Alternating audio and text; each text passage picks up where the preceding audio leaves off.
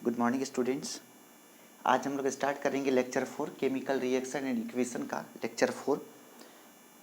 कल तक हम लोग डिस्कस किए थे neutralisation reaction, photosynthesis, reversible, irreversible वगैरह वगैरह। आज हम लोग डिस्कस करने वाले हैं अगला स्टार होगा जिसका नाम है ऑक्सीडेशन रिएक्शन। क्या नाम है? Oxidation reaction. इसको बोलते हैं ऑक्सीकरण अभिक्रिया। ऑक्सीकरण अभिक्रिया, ऑक्सीकरण अभिक्रिया। शायद ये 12 नंबर होगा, 12 नंबर या 13 नंबर जो भी हो, आप यहाँ नंबर डाल देंगे पिछला लेक्चर देख के। ऑक्सीडेशन रिएक्शन, ऑक्सीकरण अभिक्रिया। ये ऑक्सीकरण अभिक्रिया क्या है? ऑक्सीकरण का मतलब होता है कि किस वैसी रासायनिक अभिक्रिया जिसमें ऑक्सीजन का जुड़ाव हो, मतलब ऑक्सीजन का संयोग हो। तो वैसी रासायनिक अभिक्रिया जिसमें ऑक्सीजन का संयोग हो या ऑक्सीजन जुड़ रहा हो या हाइड्रोजन हट रहा हो, वैसी रासायनिक अभिक्रिया जिसमें ऑक्सीजन जुड़ रहा हो, जिसमें ऑक्सीजन जुड़ रहा हो, उसे ऑक्सीकरण कहते हैं। क्या बोले? वैसी रासायनिक अभिक्रिया जिसमें ऑक्सीजन जुड़ रहा हो उसे ऑक्सीकरण कहते हैं। या वैसी रासायनिक अभिक्रिया जिसमें हाइड्रोजन हट रहा हो, हाइड्रोजन हट रहा हो, उसे ऑक्सीकरण कहते हैं। वैसी रासायनिक अभिक्रिया जिसमें पॉजिटिव चार्ज बढ़ रहा हो, पॉजिटिव चार्ज बढ़ रहा हो, उसे ऑक्सीकरण कहते हैं। वैसी रासायनिक अभिक्रिया जिसमें निगेटिव चार्ज घट रहा हो उसे ऑक्सीकरण कहते हैं। देखेंगे आप क्या बोले? ऑक्सीकरण वैसी रासायनिक अभिक्रिया है जिसमें या तो ऑक्सीजन जुड़ रहा हो या हाइड्रोजन हट रहा हो या पॉजिटिव चार्ज बढ़ रहा हो या निगेटिव चार्ज घट रहा हो। किधर से? रिएक्टेंट से प्रोडक्ट में जाने पर यदि ऑक्सीजन जुड़ रहा हो तो उसे हम लोग ऑक्सीडेशन कहते हैं या ऑक्सीकरण कहते हैं। हाइड्रोजन हट रहा हो तो उसे भी हम लोग ऑक्सीडेशन कहते हैं, अब ऑक्सीकरण कहते हैं। पॉजिटिव चार्ज बढ़ रहा हो उसे भी हम लोग ऑक्सीडेशन कहते हैं। निगेटिव चार्ज घट रहा हो उसे भी हम लोग ऑक्सीडेशन कहते हैं। जैसे जैसे देखिए, आप जैसे देखेंगे, जैसे हो गया आपका, जैसे C+O2CO2 क्या हुआ? ऑक्सीजन जुट गया, ऑक्सीडेशन है। जैसे Mg+O2 क्या हुआ? MgO क्या हुआ? ऑक्सीजन जुट गया, ऑक्सीडेशन है। जैसे H2+O2 क्या हुआ? ऑक्सीजन जुट गया, ऑक्सीडेशन है। जैसे HCl+MnO2 बताइए क्या होगा? या ये HCl+MgOH का होल 2 ऐसा लिख देते हैं, या MgOH हो गया। तो इसमें क्या होगा? इसमें क्या होगा? ये जो हाइड्रोजन है, ये हाइड्रोजन ये क्या बनाएगा? ये बनाएगा आपका ये HCl+ ऐसा कर दो आप, इसे MnO2 ही ले लेते हैं, MnO2 हो गया। तो ये क्या बनाएगा? ये बनाएगा MnCl2 बनाएगा। अब प्लस क्या बना दिया आपका? प्लस H2O बना दिया। देखेंगे आप तो क्या हुआ? यहाँ से हाइड्रोजन हट गया। पहले यहाँ पे हाइड्रोजन क्या हुआ? हट गया। पहले हाइड्रोजन के Cl के साथ था, लेकिन यहाँ Cl को छोड़ दिया, तो ये क्या हो गया आपका? ऑक्सीडेशन या मतलब ऑक्सीकरण। जैसे जैसे हो गया सोडियम बन गया Na+। ठीक है। अब देखिए सर, ये जो प्लस आया है इसको बोलते हैं ऑक्सीडेशन नंबर। अगर कोई तत्व फ्री स्टेट में है तो उसका ऑक्सीडेशन नंबर 0 होता है। तो यहाँ पे 0 से बढ़ के 1 हो गया। जैसे कैल्शियम बन गया, कैल्शियम डबल प्लस में, तो कैल्शियम पर कितना हो गया? 4, 0, तो 0 से बढ़ के +2 हो गया। जैसे आपका एल्यूमिनियम जो है वो बन गया Al3+, बोलिए ये 0 से बढ़ के 3 हो गया। मतलब पॉजिटिव चार्ज क्या हो रहा है? बढ़ रहा है। जैसे जैसे Cl- बन गया आपका Cl2, तो यहाँ पे क्या हुआ? निगेटिव चार्ज घट करके 0 हो गया। ठीक है। तो पॉजिटिव चार्ज का बढ़ना या निगेटिव चार्ज का घटना, ऑक्सीजन का जुटना, हाइड्रोजन का हटना, ये सभी किसका उदाहरण है? ये सभी उदाहरण है ऑक्सीडेशन का। ठीक है। तो ऑक्सीडेशन क्या है? वैसी रासायनिक अभिक्रिया जिसमें ऑक्सीजन जुड़ता हो, ऑक्सीजन जुड़ता, हाइड्रोजन हटता हो, पॉजिटिव चार्ज बढ़ता हो, निगेटिव चार्ज घटता हो, ऐसी रासायनिक अभिक्रिया को हम लोग क्या बोलेंगे? ऑक्सीकरण अभिक्रिया। ओके। ऑक्सीकरण का कुछ उपयोग है, ऑक्सीकरण का हमारे दैनिक जीवन में कुछ उपयोग है। जैसे सबसे पहला उपयोग है दहन में। हम लोग जो किसी भी ईंधन को जलाते हैं तो वहाँ पे कौन सी प्रक्रिया होती है? दहन में ऑक्सीकरण प्रक्रिया होती है। हमारे अंदर में जो हम लोग जो श्वसन करते हैं, जो सांस लेते हैं, उसमें भी कौन सी प्रक्रिया होती है? ऑक्सीकरण होती है। तीसरा, पाचन में, हमारे अंदर जो भोजन का पाचन होता है उसमें भी कौन सी अभिक्रिया होती है? उसमें भी क्या होती है? कौन सा? ऑक्सीकरण अभिक्रिया होती है। चौथा है आपका, जैसे कोई भी चीज़, सब्जी गंध करने लगा या दूध गंध करने लगा, दाल गंध करने लगा, तो दुर्गंधित होने में जब कोई चीज़ दुर्गंधित हो जाता है तो वो भी कौन प्रक्रिया है? वो भी है आपका ऑक्सीकरण अभिक्रिया। तो ऑक्सीकरण जो है, ऑक्सीकरण का कुछ उपयोग जैसे दहन में, श्वसन में, पाचन में, दुर्गंधित होने में, तो ये सभी जो प्रोसेस है, ये सभी किसका एग्जाम्पल है? तो ये सभी एग्जाम्पल है किसका? ऑक्सीकरण का। ओके। अगला हेडिंग, ये जो आपका ऑक्सीकरण है, ऑक्सीकरण, उसको हम लोग पढ़ लिए। अब हम लोग किसको पढ़ेंगे? हम लोग पढ़ेंगे अवकरण, मतलब रिडक्शन रिएक्शन। अगला जो हेडिंग होगा वो होगा रिडक्शन रिएक्शन। तो अगला आप हेडिंग दीजिए, क्या दिया आपने? Reduction reaction. इसको बोलते हैं अवकरण अभिक्रिया। अवकरण, ये जो अवकरण है ये ऑक्सीकरण का उल्टा होता है। क्या बोले? ये जो अवकरण है ये क्या होगा? ऑक्सीकरण का उल्टा होता है। क्या बोले? ये जो आपका अवकरण है ये क्या होता है? ये ऑक्सीकरण का उल्टा होता है। तो क्या बोलेंगे? वैसी रासायनिक अभिक्रिया जिसमें ऑक्सीजन का O2 का वियोग हो, ठीक है, या वैसी रासायनिक अभिक्रिया जिसमें H2 का संयोग हो, तीसरा, वैसी रासायनिक अभिक्रिया जिसमें पॉजिटिव चार्ज घट रही हो, या वैसी रासायनिक अभिक्रिया जिसमें निगेटिव चार्ज बढ़ रही हो, उसका उल्टा है, बढ़ रही हो, उसे आप क्या बोलते हैं? उसको बोलते हैं रिडक्शन रिएक्शन। क्या बोले? वैसी रासायनिक अभिक्रिया जिसमें से ऑक्सीजन हटता हो उसे क्या बोलेंगे? Reduction reaction. जिसमें से हाइड्रोजन जुटता हो उसे क्या बोलेंगे? Reduction reaction. पॉजिटिव चार्ज घट रही हो उसे क्या बोलेंगे? Reduction reaction. जिसमें निगेटिव चार्ज बढ़ रही हो उसे क्या बोलेंगे? रिडक्शन। पॉजिटिव चार्ज घटने का मतलब जैसे कि कोई Al+3 था वो बन गया Al 0, 3 से घट के 0 हो गया। किसका एग्जाम्पल है? रिडक्शन का। जैसे आपके पास क्लोरीन, क्या बोले? निगेटिव चार्ज बढ़ रही हो, जैसे क्लोरीन है वो बन गया Cl-, तो 0 से क्या हो गया? -1। तो ये कैसा है? निगेटिव चार्ज बढ़ रहा है, तो ये किसका उदाहरण है? रिडक्शन का। ओके। तो उसके बाद हम लोग को ये जानना है कि ऑक्सीजन का वियोग होना मतलब ऑक्सीजन का निकलना। तो ऑक्सीजन का निकलने का मतलब हो गया जैसे CaO अब प्लस हो गया Cl2, तो ये क्या बनेगा? CaCl2 अब प्लस O2। ऑक्सीजन क्या हुआ? हट गया। तो ऑक्सीजन का हटना क्या कहलाता है? रिडक्शन। तो ये किसका उदाहरण है? रिडक्शन का। हाइड्रोजन का जुटना, जैसे H2 + I2, ये क्या बन गया? Hi। हाइड्रोजन क्या हुआ? जुट गया। ये किसका उदाहरण है? ये उदाहरण है आपका रिडक्शन का। अर्थात ऑक्सीजन का वियोग होना मतलब हटना, हाइड्रोजन का जुटना या पॉजिटिव चार्ज का घटना, नेगेटिव चार्ज का बढ़ना, ये सभी किसका उदाहरण है? अवकरण का। ओके। तो इस रिएक्शन को क्या बोलेंगे आप? अवकरण अभिक्रिया। ठीक। अगला जो टर्म पढ़ेंगे वो है रिडॉक्स रिएक्शन। क्या पढ़ेंगे? Redox reaction. उसको पढ़ेंगे हम लोग क्या? Redox reaction. अर्थात वैसी रासायनिक अभिक्रिया। अगला जो हेडिंग है वो है आपका redox reaction. Redox reaction, redox, इसको बोलते हैं रेडॉक्स रिएक्शन। मतलब क्या?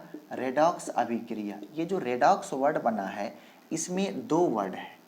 रेडॉक्स में 2 वर्ड है, रेड है, ऑक्स है। रेड मतलब रिडक्शन, रेड मतलब क्या हो गया, रिडक्शन, और OX मतलब हो गया ऑक्सीडेशन। अर्थात वैसी रासायनिक अभिक्रिया जिसमें ऑक्सीडेशन और रिडक्शन दोनों होता हो।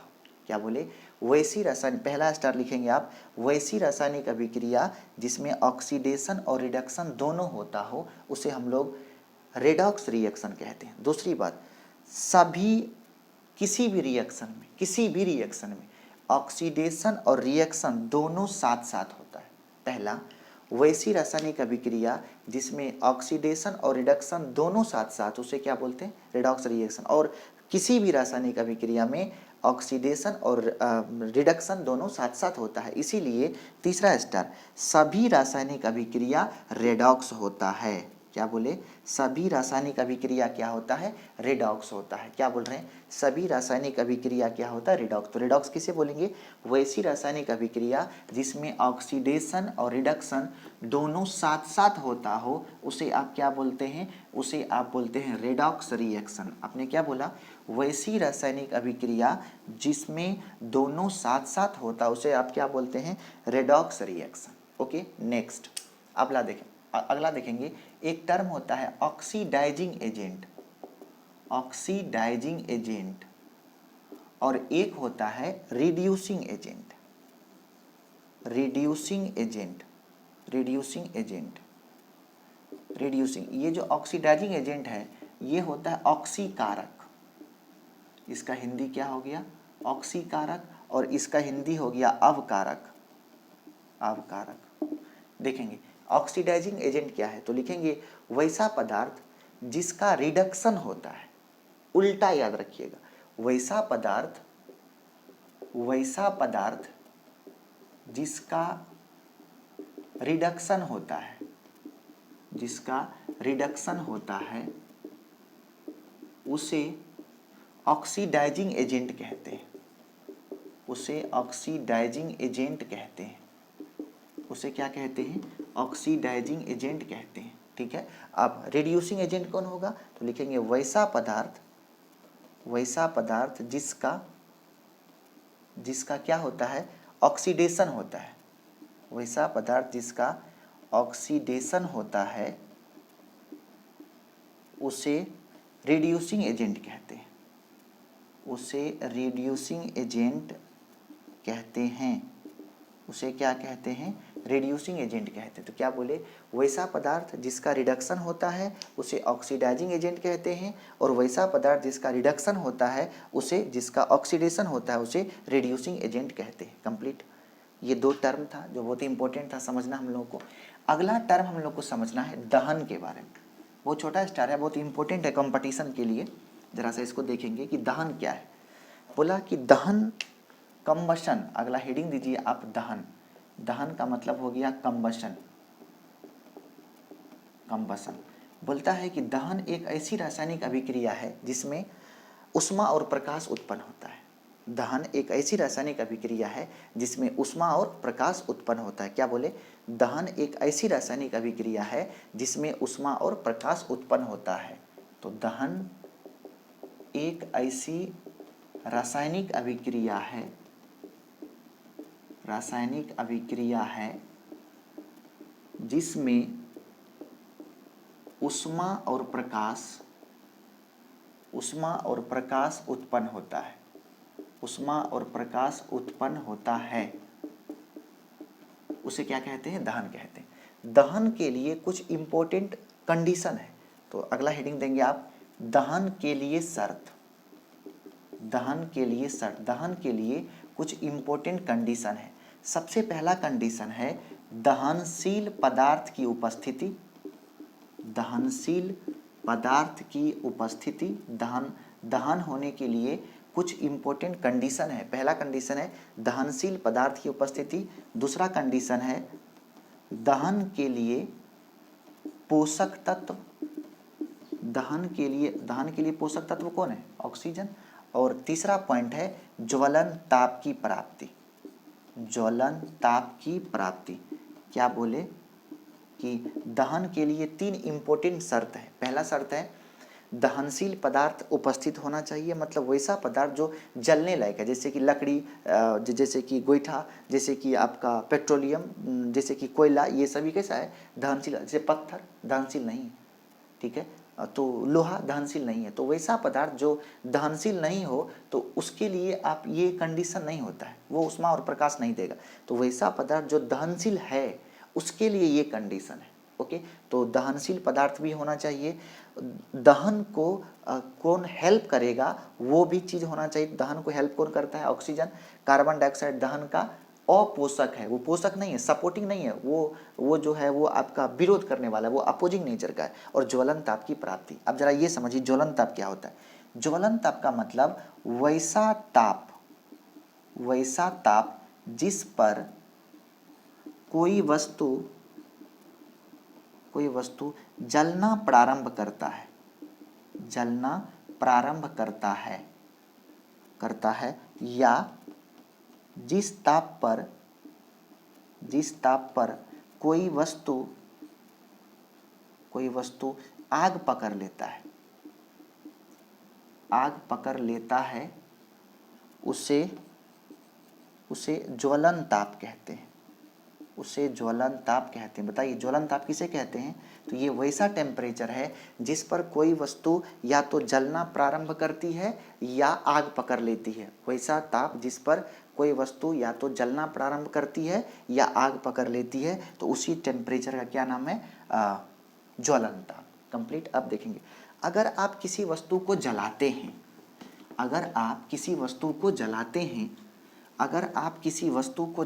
हैं, तो उसमें क्या निकलता है, उसमें ऊष्मा निकलेगा और प्रकाश निकलेगा। तो मान लेते हैं कि आपने एक मोमबत्ती जलाया, ये एक मोमबत्ती है, ठीक है, ये क्या है, ये मोमबत्ती है। तो इस मोमबत्ती में से क्या होगा कि इस मोमबत्ती में से लौ निकलेगा, ये लौ है। तो इस मोमबत्ती में 3 भाग होता है। ये जो भाग है, इस भाग का नाम है केंद्रीय भाग, ये केंद्रीय भाग, ठीक है। और ये जो भाग है इसका नाम है मध्य भाग, और ये जो भाग है इसका नाम है बाह्य भाग। जरा समझिएगा, यहाँ से क्वेश्चन कितनी बार पूछा है। ये जो केंद्रीय भाग है ये नीला लौ के साथ जलता है। कैसे जलता है, नीला लौ के साथ। ये जो मध्य भाग है ये पीला लौ के साथ जलता है, और ये जो बाह्य भाग है ये भी नीला लौ के साथ जलता है, ठीक है। नीला लौ के साथ जलने का मतलब है कि ऑक्सीजन भरपूर है। ऑक्सीजन, नीला लौ तभी बनेगा जब ऑक्सीजन भरपूर है, ठीक है। ऑक्सीजन जब भरपूर होगा, जब नीला लौ के साथ जलेगा, तो ऑक्सीजन अगर भरपूर होगा तो उसमें जो चमक है वो कम होगा, चमक कम होगी। क्या बोल रहे हैं, चमक क्या होगा, कम होगा। इसीलिए ऐसे भाग का नाम है अदैदीप्यमान भाग।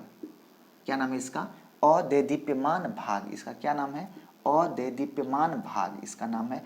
और मतलब क्या, ये भाग चमकीला नहीं होता है। मध्य भाग पीला लौ के साथ, जो पीला लौ के साथ जलेगा, इसका मतलब वहां पे ऑक्सीजन की कमी है, जिस वजह से इसका चमक अधिक होता है। चमक क्या होता है, अधिक होता है। और इसको बोलते हैं दैदीप्यमान भाग। इसको क्या बोलते हैं, दैदीप्यमान भाग। और ये फिर से नीला लौ, तो नीला लौ जब आ गया, इसका मतलब फिर यहाँ पे क्या कहानी है, यहाँ पे कहानी ये है कि यहाँ पे ऑक्सीजन कम है, तो चमक क्या है, चमक कम है।